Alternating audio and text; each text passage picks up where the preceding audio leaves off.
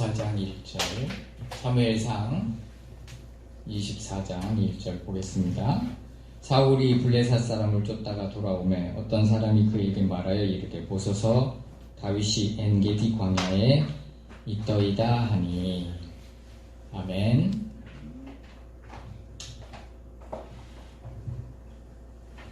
지난주에 이어서 다윗의 이야기를 계속 함께 나눌까 합니다.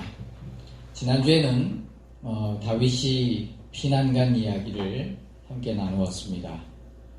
다윗을 죽이려 했던 사울의 이야기도 지난주에 함께 나누었지요. 다윗을 죽이려 했던 여러 가지 이유 중에 이제 창을 던진 게 3번 있었고요. 그 다음에 두 딸을 이용해서 죽이려고 했던 이야기를 잠깐 나누었습니다. 그럼에도 불구하고 하나님은 이 죽이려는 사울의 모든 의도에서 하나님은 그 딸을 통해서 또 사울의 아들 요나단을 통해서 다윗을 구하시고 지키시고 보호하시는 것을 우리는 함께 나누었습니다. 그러면서도 그가 첫 번째로 피난했던 곳이 하나님이 원하셨던 곳은 광야임에도 불구하고 아직 거기까지는 그런 영성이 잘못됐다라고 얘기를 하는 게 아니고요. 당연히 어디를 먼저 가야 되는 게 맞냐면 하나님이 계신 곳, 하나님이 원하시는 곳. 그래서 그가 성전으로 갔지만 성전에서 제사장이 뻔히 알고 있음에도 불구하고 좋고 명확한 사람임에도 불구하고 정의로운 선택은 하지 않았고 다윗도 그가 원하는 대답, 거짓말이죠. 사울의 급한 비밀스러운 심부름으로 왔습니다라고 말하면서 앞뒤가 안 맞는 먹을 게 있느냐, 그러면서도 또 왕의 비밀 업무를 하는데 먹을 게 없을 수가 있습니까? 그러면서 또 뭐가 무기가 있습니까? 라고 묻지요. 앞뒤가 안 맞는 건데 눈치가 뻔한 그 대제사장이 모를 리 없습니다. 몰랐을 리 없고요. 그 가운데에서도 어쨌거나 다윗은 일생일대에 가장 중요했던 골리앗의 칼을 얻게 되는 계기를 맞이하게 됩니다. 그 골리앗의 칼에 대해서 얘기 나누면서 그랬죠. 베드로에게는 사람 낚는 어부가 있고 모세에게는 지팡이가 그의 평생의 어떤 지침이 됐을 것처럼 다윗에게도 이 골리앗의 칼은 아마 놀라운 그의 지침이 되었다라고 생각이 됩니다. 이러한 성전, 우리가 그러면서 나눴던 얘기가 성전은 우리가 예배드리는 곳이고 형식이 있는 곳이고 그 형식 안에 분명히 하나님 은혜가 있어요. 형식이란 다른 말로 하면 전통이라고 하는데요. 전통은 수백 년 또는 1000년 가까이 또는 몇천 년 동안 가장 좋은 것들을, 나쁜 거는 버리고 좋은 것들을 선택하면서 굳혀진 것을 전통이라고 합니다. 한때는 교회가 피아노 치는 것도 이단이라고 했습니다. 근데 지금은 이제 드럼까지 치고 이것이 전통이 바뀌는 거예요. 그러니까 꼭 전통이 그러니까 교회에서 피아노 치는 거에 대해서 뭐라고 안 하잖아요. 저희는 전자피아노를 칩니다. 롤랜드. 어쨌거나 전통은 나쁜 것을 자꾸 수정해 가는 것을 전통이라고 그래요. 그래서 형식 안에서 하나님 은혜를 주시는 게 분명히 있습니다.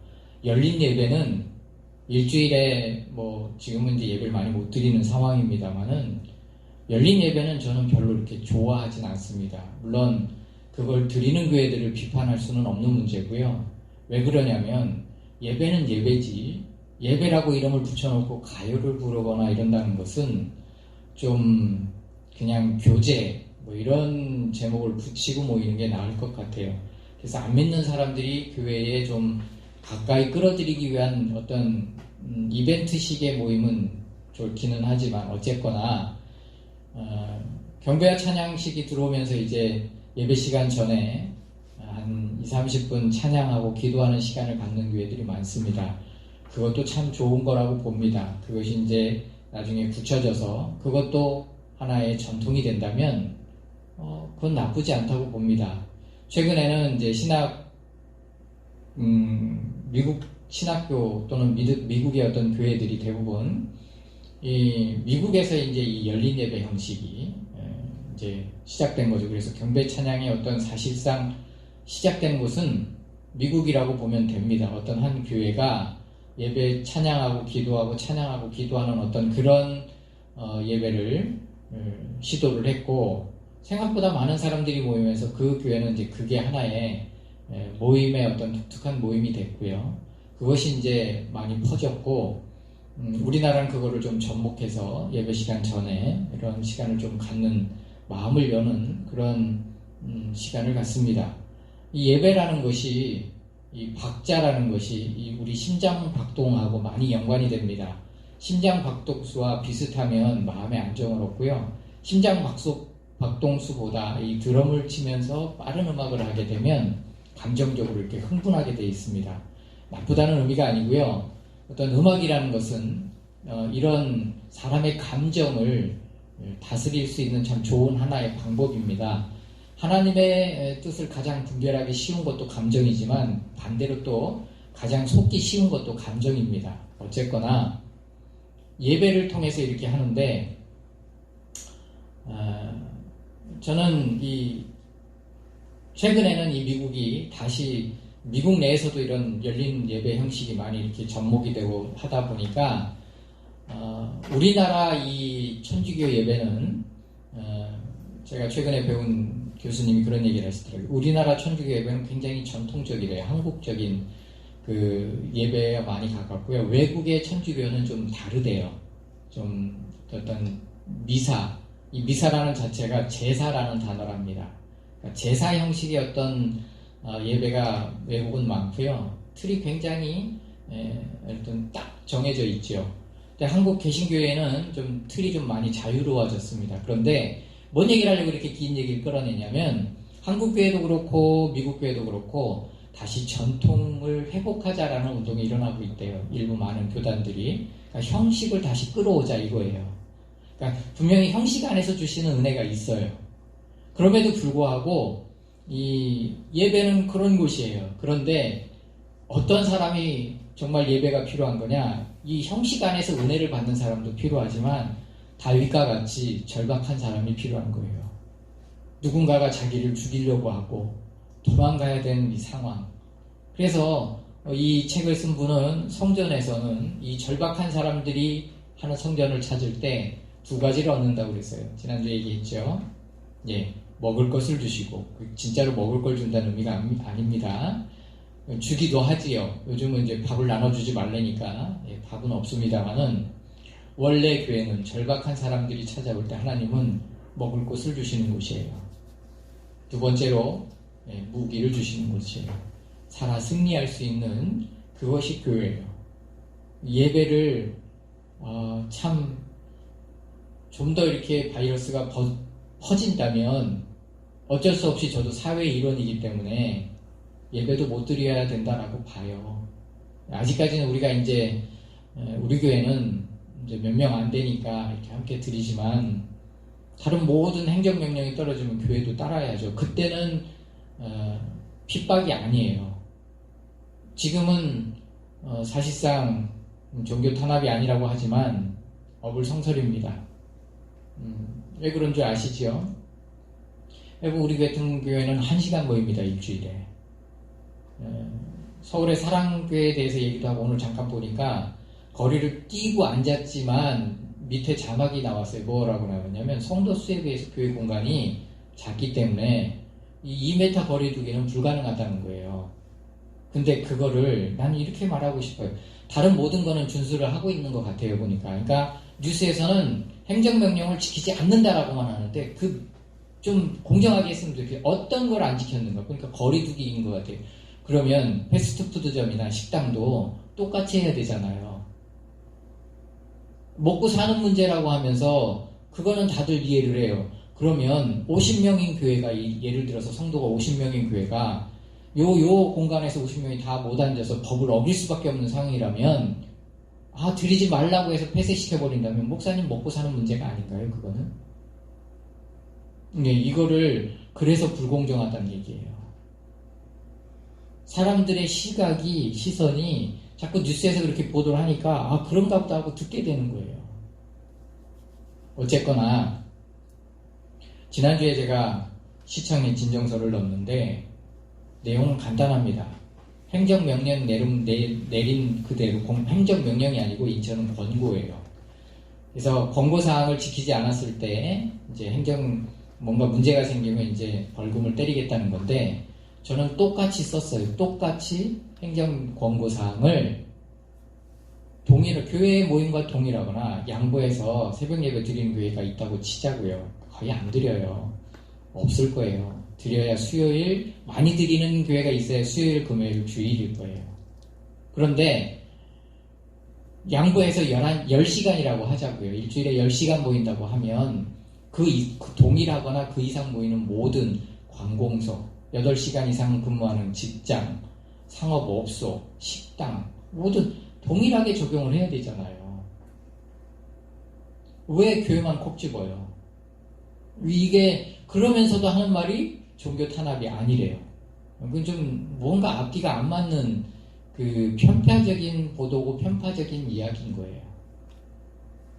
그래서 진정서를 냈어요. 동일하게 해주셔서 2가지를 했는데, 그 동일하게 행정 권고사항을 내려주시고, 그리고 또 하나는 교회를 조사하듯이 모든 곳에 조사를 해서 나중에 코로나 바이러스가 퍼졌을 때 구상권을 청구할 수 있는 자료를 마련해 주시기를 진정합니다. 이렇게 올렸어요. 그러면 답변을 해야 돼요. 제가 원하는 것은 그렇게 하겠다라는 답변을 원하는 게 아니, 그럴 수 없어요. 그렇죠? 학원이 지금 성명서 냈습니다. 지난주에 학원 연합회에서 뭐라고요? 우리 먹고 사는 문제다. 낼 수 없습니다. 죽으란 얘기예요. 그러면 내가 원하는 건 공정하게 해달라는 얘기예요. 뭐라고 나한테 답변을 할 거예요? 답변 못합니다. 그렇죠? 답변할 수가 없어요. 기껏 답변을 하면 상위 기관의 명령입니다. 그건 답변이 아니거든요. 그러면 상위 기관이 어디냐라고 밝혀야지. 안 밝히면 안 되거든요. 상위 기관이 오겠죠? 그럼 상위 기관에 이제 진정서를 또 넣습니다. 어쨌거나 참 이런 일을 큰 교회가 해야 되는데, 큰 교회들이 이런 일에 지금 나서야 되는데 광야로 몰립니다. 그럼 오늘 나누고자 하는 이야기는 광야에 대한 이야기입니다.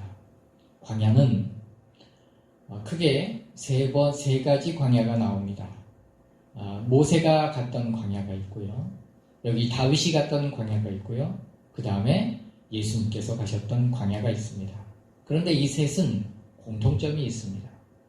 다 중요한 공통점들을 안고 있습니다. 예수님은 성령의 이끌리심을 받아라고 표현하고 있어요. 성경은. 성령이 이끄셔서 갔어요. 그러니까 그 안에 주님의 동의가 포함된 거죠. 그죠? 근데 둘은 달라요. 모세와 다윗은 본인들이 원해서 그곳을 간 게 아니에요. 다윗 같은 경우는 명확하게 몰려서 갔어요. 쫓기고 쫓겨서 할 수 없이 갈 곳이 거기밖에 없었어요.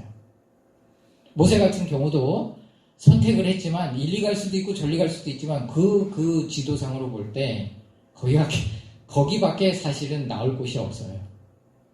이스라엘로 나오는 애굽에서는 이스라엘밖에 나올 수가 없어요. 그리고 간 곳이 하필 거기 글로 가게 됩니다. 그러니까 사람이 광야를 원해서 가는 사람은 아무도 없지만 그 광야는 하나님이 보내시는 장소라는 거예요. 근데 여기 다윗이 간 광야는 여러 군데가 있는데 오늘 이 본문을 잡은 이유가 있어요. 엔게디 광야는 굉장히 관광적으로 경치가 끝내주는 곳이랍니다. 그렇게 아름다운 곳일 수가 없대요. 그런데 겉으로 볼 때는 참으로 아름다운 이 자연을 갖고 있지만 가장 위험한 곳이 또 엔게디 사막이래요. 전갈이 있고 특히 이 비가 오거나 폭우가 쏟아지면 미끄러지기 쉽고 낭떠러지가 많고 아주 이 위험한, 보기에는 너무너무 아름답지만 위험한 곳이에요. 그리고 아무 소리가 없어요. 동물이 있지만 동물의 흔적을 찾기가 힘들고 큰 별 소리가 없어요. 이렇게 잠잠할 때는. 그래서 오늘 이 본문을 봤어요. 예수님이 광야에서 한 일은 무엇인가? 모든 것을 끄는 거예요. 아무것도 없어요. 예수님은 금식하셨어요. 예수님은 듣지도 않으셨어요. 왜? 아니 진짜 아무것도 안 들었다는 얘기가 아니라 들을 거리가 없는 곳이에요. 마지막에 예수님이 시험을 다 통과하고 성경은 이렇게 표현하고 있습니다. 들짐승들과 천사들이 나와서 예수님의 수종을 드니라. 그러니까 들짐승이 나중에 온 거예요. 자연은 참 좋은 겁니다. 우리 은서도 동물을 참 좋아하고 저도 참 동물을 좋아하는데 사람이 아닌 짐승들이 주님께 와서 개는 아니지만 꼬리를 흔들며 주님 앞에 무릎 꿇고 앉아있다면 또 다른 어떤 그런 아름다움 중에 하나가 아닐까 생각이 듭니다. 어쨌거나 예수님은 광야에서 한 게 뭐냐? 예수님은 영성을 개발하셨대요. 이거에 대해서 많은 학자들이 이런 얘기가 있고 저런 얘기가 있지만 간단해요. 주님은 아무것도 하지 않으신 거예요. 모든 것과 단절하신 거예요. 다윗은 뭐 했는가? 광야에서. 역시 마찬가지예요. 가장 위험한 곳이에요. 다윗에게는 한 가지 더 위험이 있어요. 뭐예요? 사울이 죽이려고 계속 쫓아다녔어요. 사울의 죽음의 위협이 가득한 곳이 광야예요. 그런데 신기하게도 다윗은 이 아무것도 없고 위험이 가득하고 아무것도 들리지 않는 그곳에서 무엇을 개발하게 되냐면 듣는 훈련과 보는 훈련이 개발돼요. 무슨 얘기냐면 사울에 대해서 이야기를 할 때 사울 안에 하나님의 영광이 있는 것을 얘기해요. 하나님의 기름 부음 받은 자를 손대지 마라. 책을 쓴 사람이 이렇게 표현했더라고요. 다윗과 그 일행이 피난을 가다가 마침 사울의 일행이 오니까 동굴로 숨었어요.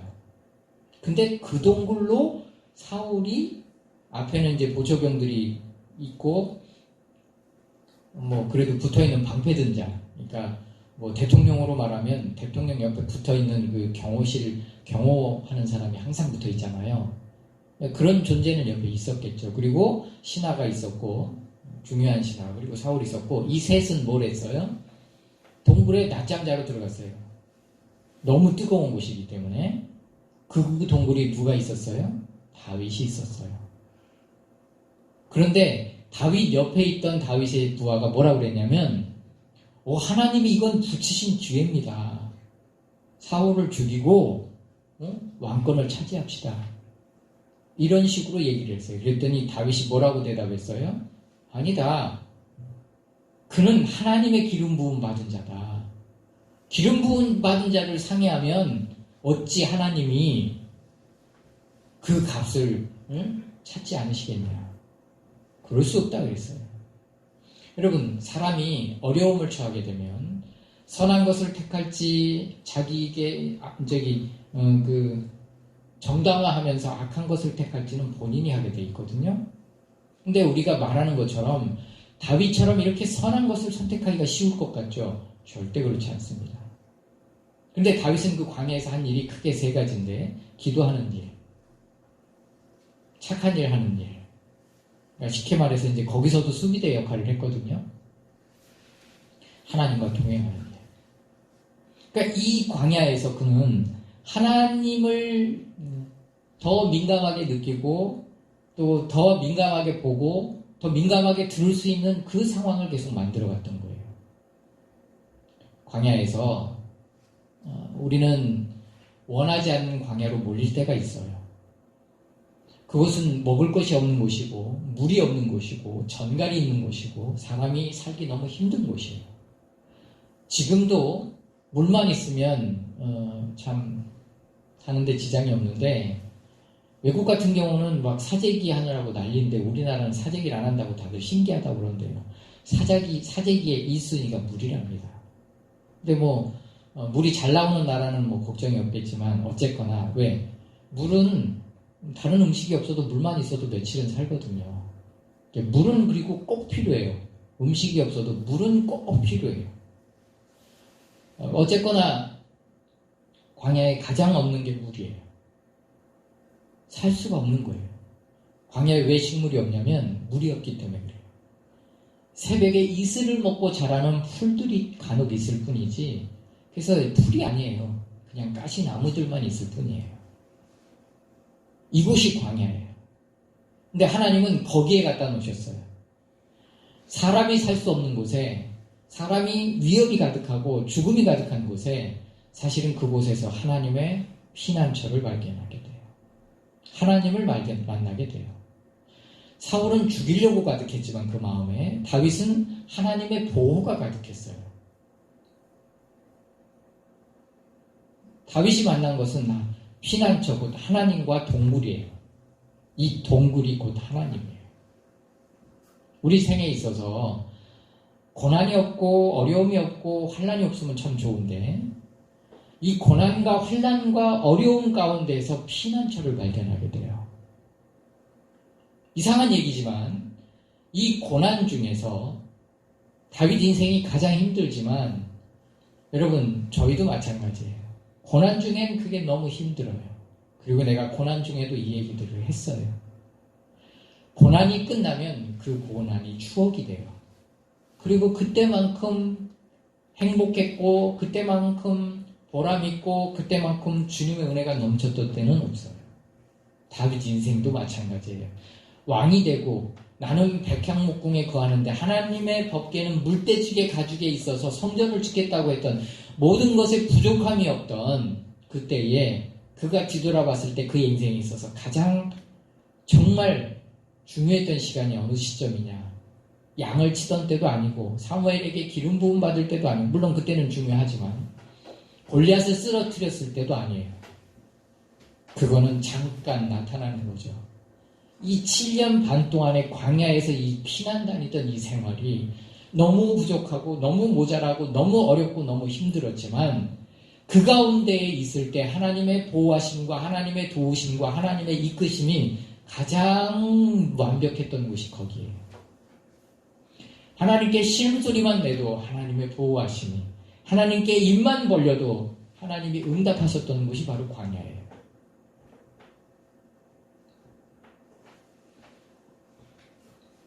우리 복음성가 중에 복음성가는 성경이 아니기 때문에 비판해도 되는 게 많이 있습니다. 그런데 한때는 제가 너무 어려웠을 때 그 찬양이 참 은혜를 줄 때가 있었어요. 뭐냐면 너의 작은 신음에도 응답하시고 하나님의 사랑을 사모하는 자 하나님의 은혜를 사모하는 자. 근데 그 가사 중에 너의 작은 신음에도 응답하신다는 그 말씀이 어느 날 가슴에 콱 꽂히는데 때로는 주님이 내가 신음 그때는 기도가 사실 나오지 않을 때예요. 다윗 같은 경우는 7년 반 동안 거의 많은 시간을 은혜 가운데 있었어요. 그걸 뭘로 증명할 수 있냐면 시편이 거의 그 가운데에서 많이 나왔거든요. 그런데 언제 시편을 못 써요? 시글락에 들어갈 때부터는 시편을 못 써요. 어쨌거나 그의 광야 생활은 하나님과 동행하고 하나님과 묵상하고 그 시편 광야에서 쓴 것 중에 가장 대표적인 게 그거예요. 어느 때까지 나를 잊으시겠습니까? 응? 어느 때까지 하나님 잠잠히 계시겠습니까? 나를 언제까지 버리시겠습니까? 그러니까 하나님의 응답은 있고 하나님의 은혜는 있고 하나님의 말씀하심은 있지만 환경의 변화는 없었던 거예요. 끝없이 응답과 끝없는 위로와 끝없는 하나님의 축복은 있지만 환경이 변하지 않는 게 그런데 그 7년 반 동안의 기도가 나중에 자기 아들 솔로몬 때부터 그 이후에 대대손손까지 하나님의 축복이 이어져 가는 것을 보게 됩니다. 역사를 놓고 볼 때 북이스라엘과 남이스라엘은 유다지요. 유다는 어떤 사상이 있냐면 왕정의 사상을 갖고 있어요. 그래서 유다는 왕이 바뀌질 않아요. 근데 북이스라엘은 하나님의 대리자가 왕이에요. 그래서 왕이 바뀌어요. 하나님의 대리의 일을 못하면 왕은 바뀔 수 있어요. 그래서 북이스라엘은 왕족이 바뀌어요. 유다지파, 예를 들어서 유다지파가 왕족을 했으면 계속 유다지파만 하는 게 아니에요. 그거는 사고 체계가 그래서 성경도 흐름이 달라요. 약간 그 시각으로 보면. 그건 나중에 얘기하고요. 어쨌거나 유다는 이 하나님이 말씀하신 이 선택된 유다 지파가 계속 특히 다윗 가문이 왕족을 이어갈 거라는 이 사상으로 인해서 계속 흘러가요. 그리고 왕이 바뀌질 않아요.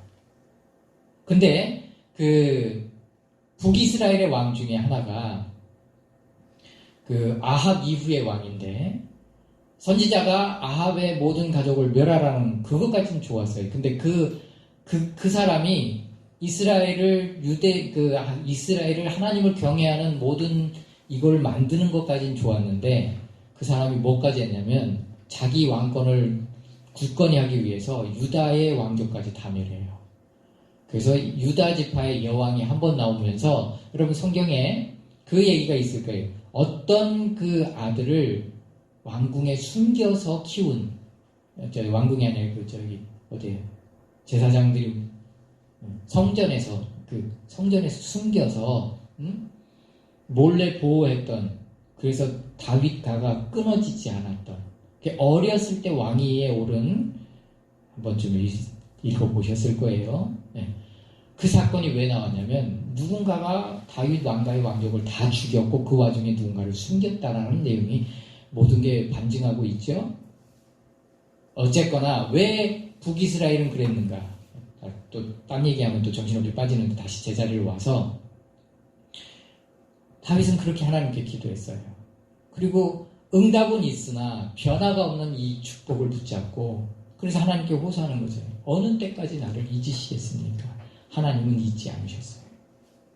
그리고 그 광야의 훈련이 정말 성분을 만드는 놀라운 기초가 된 거예요. 가장 하나님이 응답지 않고 역사하지 않고 버리신 것 같은 그 환경이 나중에 세월이 지나서 그가 왕궁에 앉았을 때 가만히 뒤돌아보니까 그때만큼 하나님이 세밀하게 보호하신 적이 없고 그때만큼 하나님이 세밀하게 응답하신 적이 없어요.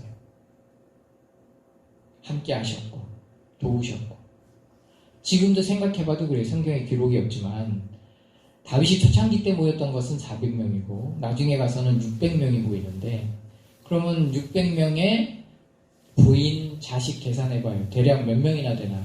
600명이 600명이 아니에요.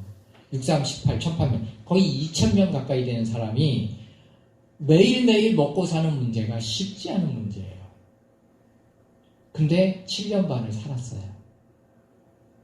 그거는 계산이 안 되는 거예요. 하나님의 보호하심이 어쨌는지 우리는 상상할 수가 없어요. 살 수 없는 곳이에요. 그런데 우리 인생도 마찬가지예요. 내 인생에 뒤돌아보면 전혀 살 수 없었던 그 시점에 하나님은 역사하셨어요. 할렐루야. 내가 주중에 독특한 집사람이 독특한 전화를 받았는데 천주교 다니시는 분이에요. 난 천주교가 11조 있다는 건 또 처음 알았네. 천주교도 11조를 한대요. 근데 그 신자가 요번에 50만 원 11조 될 게 있대요. 와, 500을 벌었다는 얘기야. 근데 그 헌금을 자기 그 다니는 그 천주교에다 내는 게 아니라 어디다 낼까 고민을 했대요. 그래서 그 신부님들, 수녀님들 있는 어떤 그 거기에다 보낼까. 이분도 나름대로 기도하면서 하나님이 원하는 대로 보내려고 이렇게 생각을 하고 고민을 하고 있었대요. 그런데 월급 타는 그날 우리 집사람이 전화를 했대요. 그래서 전화를 받는 순간 온몸에 소름이 쫙 돋으면서 우리 사모님께 그랬대요. 나 월급 타는 거 오늘 월급 탄 거 어떻게 알았어요? 그러면서 하는 말이 정말 하나님이 큰 샘교회를 사랑하시나 보다.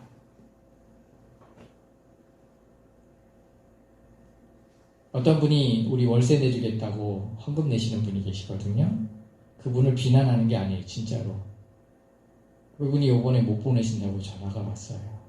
나한테는 못하시고 사모님께 마음이 이해가 되죠?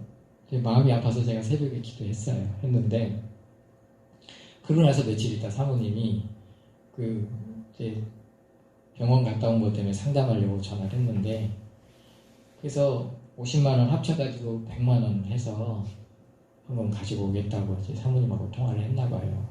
요지는 그거예요. 그분이 하는 말이에요. 하나님이 참 우리 큰샘교회를 사랑하시나 봐요.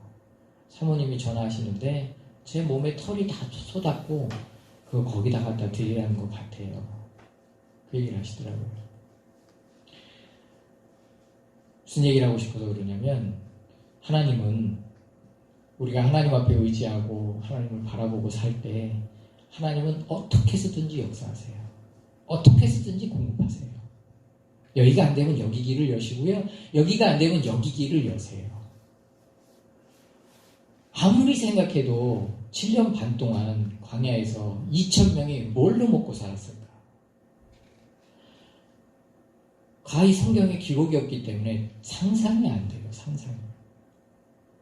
그러나 명확한 것은 하나님이 정말 섬세하게 도우신 것은 확실하다는 거예요. 사도 바울은 안질을 하나님께 간절히 기도했어요. 그리고 어떤 신학자들은 안질이 아니라 감질일 거다. 그런데 하나님은 그의 삶에 그것을 평생 두셨어요. 우린 그럴 수 없어요. 그러나 우리가 원치 않는 광야에 있을 때 우리가 할 일은 뭐냐? 악해질 수도 있고요. 선해질 수도 있어요. 선행을 선택할지 악행을 선택할지는 정당화하면서 악행을 선택할지 믿음으로 선행을 선택할지는 우리에게 달려있는 거예요. 그죠? 근데 다윗은 하나님의 방법을 선택했어요. 내가 오늘 이 설교를 준비하면서 느낀 건 뭐냐면 나도 광야에서 이 다윗과 같이 선한 눈을 개발하는 건 좀 부족했었구나. 아무리 악한 사람이라도 그 안에 있는 하나님의 기름 부으심을 보자. 그 생각을 했어요. 어쨌거나 광야에 있는 동안에 우리는 악한 사람이 되지 않도록 주의해야 됩니다. 악해질 수 있어요. 왜? 그게 자기가 원해서가 아니라 사람이 살다 보면 악한 곳에 있으면 그렇게 되는 거예요. 할렐루야. 주중에 제가 리포트를 하나 내는데 그분 책에 이렇게 썼더라고요. 전도를 열심히 하다 보는데 이제 오피스텔을 얻어서 이제 오피스텔에서 예배를 드리면 이렇게 전도를 해서 이렇게 예배를 드리다 보면 다른 교회를 다니고 있는 구원의 확신은 없고 어떤 그런 교회는 다니는 약간의 그런 성도들이 많이 오더래요. 그래서 같이 예배하면서 그들을 잘 권면해서 본인이 다니고 있는 교회로 돌려보냈대요. 그런데 그럼에도 불구하고 하나님이 동쪽에서 복음을 전해서 동쪽으로 다시 보내면 서쪽에 있는 분들이 와서 또 예배드리고 매주 그렇게 채워지더래요. 신기하게. 근데 내가 그러면서 레포트에 뭐라고 썼냐면 저도 그런 경우가 많거든요. 우리가 저녁 때 저녁 때 이제 평일날 기도회를 하면 함께 기도했던 몇몇 성도들이 있어요. 그러다 그분들이 어쩌다 교회에 와요. 수요 예배라든가 금요 예배. 그러면 나는 그러고 싶지 않은데 함께 신앙생활을 하자고 하고 싶은데 우리 교회를 이렇게 끌어들이고 싶은데 설교를 하다 보면 엘리야가 능력의 종이 된 것은 과부집에서 우상의 나라에서 과부집에서 3년 반 동안 또는 7년 동안 그 과부와 사는 그 순종의 기간이었다. 그것이 죽은 자를 살리는 능력을 끌어내고 하늘에서 불이 떨어지는 능력의 사람을 만든 것이 다른 게 아니다. 정말 허송세월이잖아요. 과부하고 뭘 하겠어요. 3년 반 동안. 응? 과부의 아들 엘리야. 셋이서 그 집에서 살아요. 엘리야는 맨날 얻어먹고 살아요. 근데 그가 능력의 종이 된 것은 그 순종의 시간이라고요. 그래서 그 집사님 보고 그랬어요. 교회 잘 가셔서 3년 반 동안 그곳에서 잘 순종하면 돌아가란 얘기잖아요. 그 생각이 언뜻 나더라고요. 그래서 나도 그런 케이스가 있었다라고 했는데 나는 돌려보내면서도 나가는 뒤통수를 보고서 무슨 생각을 했냐면 왜 나는 남의 성도를 그것도 여기까지 왔는데 뺏어가지고 내 성도를 만들면 안 되는가? 왜 성령님은 그렇게 나를 이끄시는가? 사람이 악해지려면 한없이 악해질 수 있고요. 그거를 정당화하려면 얼마든지 정당화하고요. 선한 선택을 하면 얼마든지 선한 선택을 할 수 있고 악한 선택을 하면 얼마든지 악한 선택을 할 수 있어요. 우리에게 필요한 건 뭐라고요? 광야에 있을 때 악해지지 않도록 스스로 항상 자신을 돌봐야 된다는 거예요. 할렐루야. 그 선택이 사울과 같이 불의한 왕이 되는지 다윗과 같이 성군이 되는지 선택의 기로가 되는 겁니다. 할렐루야. 결론을 맺읍시다.